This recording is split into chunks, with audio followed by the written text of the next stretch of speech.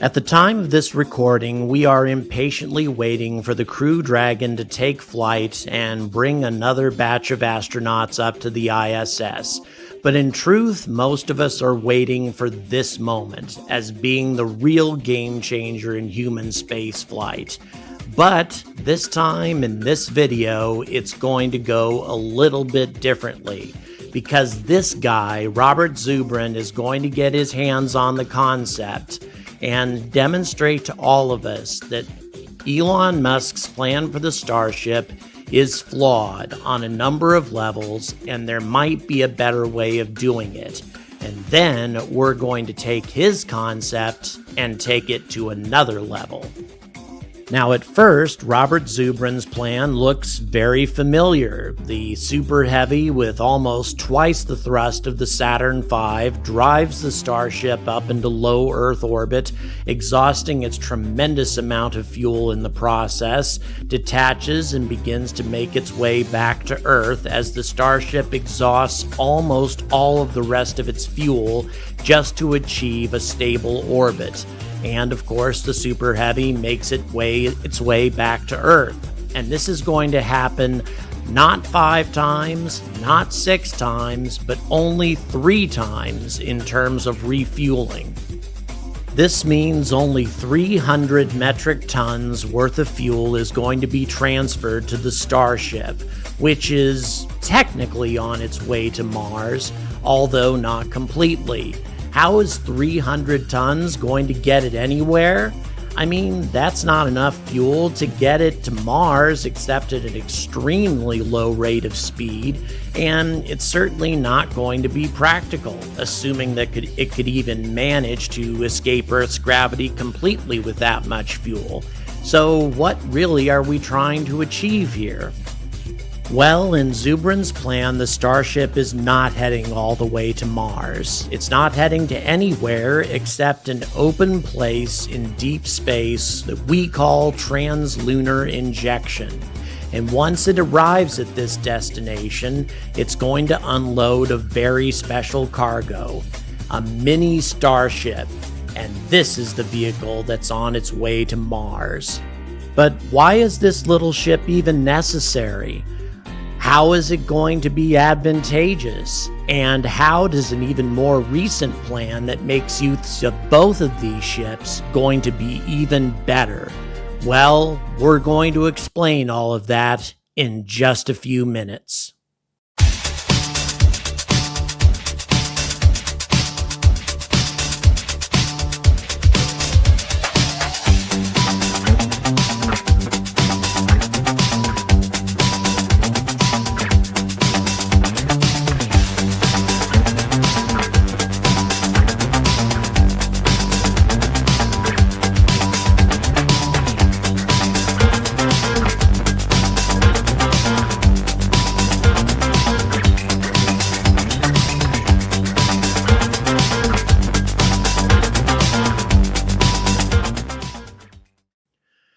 Good evening, and welcome to another episode of the Angry Astronaut.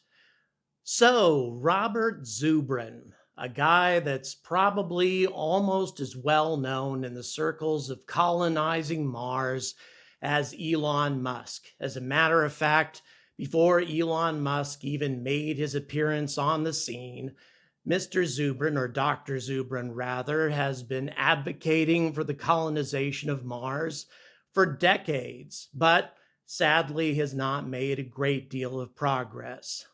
He's unquestionably a genius, very innovative, a rocket scientist. You have to be pretty intelligent as far as that's concerned, but he's also very opinionated and pretty divisive, as some people might argue, and sounds like my kind of guy, really. But few things are as divisive, really, as his recent paper on the Starship and his alternate proposal for using the Starship to get mankind to the Red Planet. And his argument, the crux of it, is that Elon Musk's plan for getting the Starship to Mars and then getting it back is simply not practical. It hinges on the entire idea of producing a huge amount of fuel on the Martian surface in situ in a certain amount of time in order to get the astronauts back from Mars alive. And in his opinion, and he backs it up with quite a lot of mathematics, it can't be done. So what he's proposed, as you saw in the intro, is something called a mini-Starship. We don't have to get the entire Starship to Mars, he argues. Instead, we just have to get the 100 tons worth of cargo that it carries. So a mini-Starship carrying cargo that isn't 100 metric tons, but at least a substantial portion of it that would require a whole lot less fuel makes a lot more sense to him. And so this is an idea that's been circulating about recently. And then another fellow, not nearly as well known, in my opinion, not nearly as opinionated and divisive, came up with another idea called Mars Direct 3.0, which is just a modification of what Dr. Zubrin came up with. And it's based on the idea of using both Elon's plan and Dr. Zubrin's plan to achieve success. And the reason that he's doing this, his rationale, is to give the astronauts who are going to Mars the maximum chance of returning alive. It's a very interesting plan, and I have the honor of presenting it to you right now. The creator of Mars Direct 3.0 is a young man named Miguel Guerrera from Santander, Spain, and he's currently studying a double degree in economics and business management at the University of Cantabria, which is in the same city. And to be honest, if I was looking that good at his age, I'd be chasing girls instead of figuring out ways of getting to Mars. Oh, by the way, my daughter speaks fluent Spanish and she's going to kill me if she ever sees this video. But enough of that. Let's get on to Dr. Zubrin's problems with Elon Musk's current plan. Dr. Zubrin points out that by the time the Starship reaches Mars, the ability to convert the necessary fuel to get it back is going to be problematic, to say the least. Now, I have problems with the re-entry, as you've noticed in a lot of the videos that I've made prior to this. I prefer a powered re-entry, as is being depicted right here, but that's not the least of our problems, apparently, when it comes to the Starship. As most of us know, Elon plans to send 2 cargo starships to the Red Planet before humans even arrive, and an additional 2 cargo ships along with the crewed starships. Now, the problem is the amount of fuel that's going to be required to just get one starship with its crew back to Earth after they've spent their 2 years visiting Mars. Now, ideally, you want to have enough fuel available at the landing site in order to be able to return, but this is easier said than done. Of course, we can convert the carbon and the water on the Martian surface in situ into methalox fuel, but the amount of energy that requires is very daunting. According to Dr. Zubrin, and I agree with these figures, the minimum amount of fuel required to get the Starship back to Earth without using the Super Heavy is 602 tons worth of methalox. Therefore, 602 tons would have to be produced in situ on Mars. No problem, right? Well, it is a problem. Using current technologies, only 2 kilograms per day can be produced per kilowatt, which means you would need a solar panel array of 602 kilowatts producing fuel for 500 days in order to generate 602 tons worth of methalox.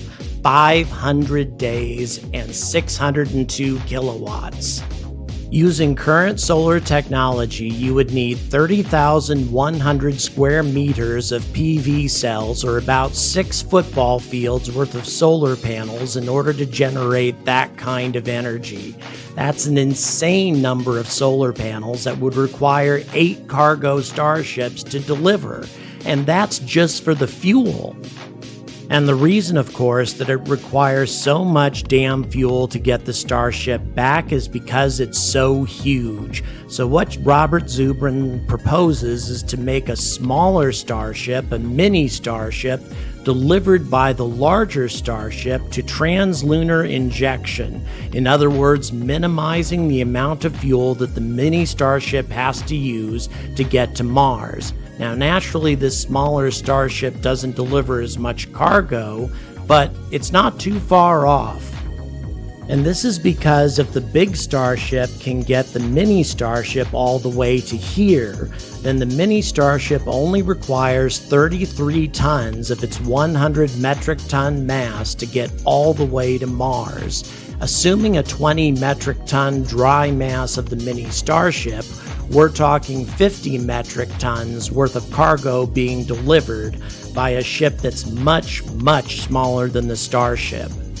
This plan allows for a small crew, perhaps a dozen or so, to plant flags, do their scientific research, and also lay out the necessary panels that will be required in order to transport a much lighter Starship all the way back, using 1/6 the fuel.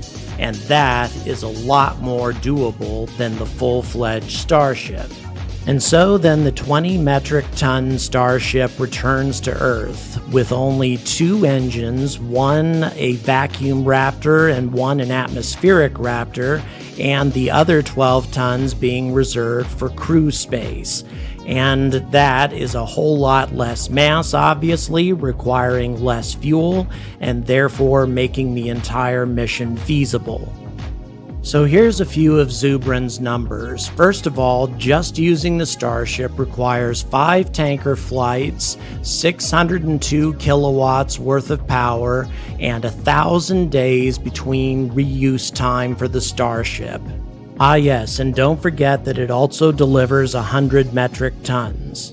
Now, by way of comparison, the Mini-Starship requires less than 3 tanker flights, 101 kilowatts to produce the fuel, and delivers about 50 metric tons. And it has a reuse time of 10 days for the Starship, not the Mini-Starship. So I think Zubrin is trying to make 2 points here. Whereas the Starship can deliver 100 metric tons to the Red Planet every 1,000 days, the Mini-Starship can deliver 50 tons every 10 days, assuming that you have the same Starship launching one Mini-Starship after another, along with the first Mini-Starship being far more likely to return from its mission. The only personal problem that I have with this plan is the fact that Zubrin is allowing for only just enough fuel in Delta V for the Mini-Starship to get to Mars, relying almost exclusively on the atmosphere to slow it down. What I like to call the suicide dive, as a lot of you know, and this thing looks far from aerodynamic. Therefore, I would prefer that they keep a few more tons of fuel, maybe 10 or so, for a powered landing that would look something like this. But Mr. Guerrera, who is very, very interested in making sure that the first manned mission to Mars is a success, because if it isn't, it could kill the entire project, has noticed some other issues, other contingencies that could represent a problem with this plan, and he has made a few modifications called Mars Direct 3.0. For one thing, he notes that the entire plan depends on the viability of Martian water ice and converting it into Methalox fuel. We really don't know what the water ice is like on Mars, how contaminated it might be, what other elements might be in it, and when the astronauts arrive and find that their fuel is a little less than perfect, they'd be stuck and they'd be dead. In addition, you save a fair amount of mass if you design the Mini-Starship for Mars only. That being the case, you don't need an atmospheric Raptor, and you don't need as robust of a heat shield. Instead, when the Mini-Starship returns, it just nestles back inside the main Starship's cargo bay and uses its heat shield in order to safely return to the Earth. And finally, his plan uses both the Starship and the Mini-Starship in his mission for three main reasons: redundancy, redundancy, redundancy. There are 4 ships involved in this plan, and even if 3 out of 4 of them fail, the crew still survives. And let me explain how this works. Let's start off with the first 2 ships of the mission. So this includes a regular starship and a mini-starship, both of which are named after famous Spanish vessels during the days of exploration, and I'm sure it has nothing to do with the fact that its creator is Spanish. But anyway, the first vessel, the starship, is called the Victoria. The Victoria is the main in-situ fuel producer. It has a CO2 collector and electrolyzer, a water electrolyzer, a solar panel rover, a saboteur machine, and a hydrogen tank. And the reason it has all this stuff is in the event that converting water into fuel does not prove to be desirable, it can use CO2 from the atmosphere and the hydrogen from its hydrogen tank to produce enough fuel for at least the mini-starship to safely return to Earth. And of course, it has the solar panels in order to create the fuel, regardless of which process it uses. And the second ship to arrive during the first launch window is the Pinta. You get the pattern here. But in any event, this ship, also unmanned, is there simply to prove that a mini-starship can land successfully on Mars, and it's also there for redundancy, a backup ship to return to Mars, and you'll see why that's necessary later.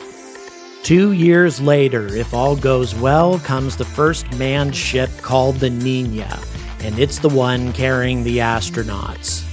So the astronauts aboard the Niña start doing the initial scientific work, the flag planting that Zubrin talked about, but most importantly, they have a fuel transportation rover included with their cargo, and this transports the fuel that's been manufactured by Victoria back to their mini-starship, and also to the Pinta should it need it. And then the final ship to arrive is a regular starship called I hate that landing, the Santa Maria, which is a regular starship which contains everything for ice mining, a large pressurized rover which is capable of habitation as well, along with the beginnings of a long-term habitation dome. So it's in this ship that the Martians will have the capability of starting to extend their stay on Mars for at least a 2-year time frame. And if this pressurized rover is anything like the Toyota version for the moon, it will also allow them to explore for hundreds of kilometers around the landing site. So here's our safety contingency. Number 1, let's say in the first launch window, one or both of these ships don't make it to Mars or crash. In that case, the second wave doesn't leave. Instead, we send a replacement first wave, perhaps, and the astronauts do not die. So that takes care of that contingency. Now let's say the in-situ fuel production from the Victoria is unsuccessful. Knowing that, we would never send the astronauts in the second wave, and once again they would survive and we would have a chance to try again. In turn, if the ice mining production system that the astronauts tried to use proved to be unsuccessful or produce tainted or unusable fuel, in the SpaceX scenario, they would just simply die, whereas in this scenario, they would have fuel generated by hydrogen and CO2 already ready for them by the time they arrived. So even if ice mining proves to be unsuccessful, they still survive. Now, in the event that the fourth Starship, the Santa Maria, crashes, well, that takes care of the long-term habitation, but the crew could still return in the Mini-Starship and survive. Now, here's a good one. What happens if the crewed Mini-Starship lands a considerable distance away from the Victoria, as often happens with errors in navigation with interplanetary travel? Well, that's still fixable. The Santa Maria, the final Starship, arriving a month and a half later, keep in mind, can change its trajectory and land next to the crewed Mini-Starship, providing its long-distance rover to get back to the Victoria. Then how do you get the fuel back to the crewed Mini-Starship? Well, you don't have to, because you already have a backup Starship to return with, the Pinta. As a matter of fact, the Pinta is supposed to be the return Mini-Starship in the first place, with the Nina only being used as a backup if the Pinta is damaged. So they have two return Starships. Contingency after contingency, increasing the safety for the first expeditions to Mars. And finally, perhaps in my opinion, the greatest threat to Mars colonization, global dust storms, can be taken care of with this system as well. Since this system has the Victoria producing huge amounts of methalox fuel on a regular basis, it's going to have excess fuel that the astronauts can burn to power basic life support until the storm is over. Of course, that would delay their departure, but the Victoria can just keep on producing fuel even if they have to stay longer through the dust storm and leave during a later launch window. Either way, the astronauts will probably still survive. Now, of course, this system also means that only the mini-starships are going to successfully return. The regular starships simply will not have the fuel given the huge amount of power required. So only the mini-starships are going to be the reusable vessels going back and forth to Mars. So in the end, Mars Direct 3.0, by using 4 ships, 2 mini-starships and 2 regular starships, provides us with a very reliable way to set up the beginnings of a colony on Mars. After that, if we want to use mini-starships to transport 30 tons, 40 tons, 50 tons at a time to Mars at a much greater rate of speed, given that they can be deployed 10 to 20 days apart by a single starship on Earth, that might be the best way to colonize Mars on a quick basis. But regardless, if we're looking at establishing a small colony on Mars, the beginnings of one, and the successful start of the exploration of the Red Planet with the smallest chance of the loss of human life, Mars Direct 3.0 is definitely the solution. So, is this our best bet for going to Mars? Is this the best plan that we could possibly come up with? It's very well thought out, I must admit, and it uses all of the strengths of the Starship in order to assure success. As you may have noticed, I made a couple of comments in regards to what I call the Starship suicide dive in terms of making the plan have a higher chance of success by introducing a powered landing to the whole scenario. But nevertheless, that's my idea and not his. But his idea is very good. It is very comprehensive, and it involves an extremely high chance of success, with the only complete failure involving the one mini starship carrying the first astronauts to Mars crashing in a tragic disaster, which frankly would be something that might very well end the entire program, as I mentioned during the episode. So it is a very good idea, I think. My own personal prejudices against the idea of trying to use the atmosphere almost exclusively to land on Mars has caused me to doubt certain aspects of it. But overall, I think it is a very innovative way of getting mankind to the red planet, not in huge groups, not in small cities at a time of 100 people at a shot, but rather more like the pioneers of the American West and the Canadian West, traveling in small groups to the red planet, establishing themselves bit by bit until we find better ways of sending larger groups and establishing larger settlements. And it's going to take innovation, as Elon says, at an exponential rate in order to get the human species to Mars, at least within his and my lifetime. And I couldn't agree more. And this is as compelling an idea as I have ever seen. And I hope that you guys agree with me, but I'd be very interested to see what you say in the comments. And also, if you want to support this channel, which does its best to find obscure plans like this, plans that may not be well known to all of you, you know how to support me. It's all in the description. Patreon, my merchandise, things like this Olympus Mons hoodie that I keep pushing, and quite a few other items that I have to help this channel keep going. So I appreciate everybody's support.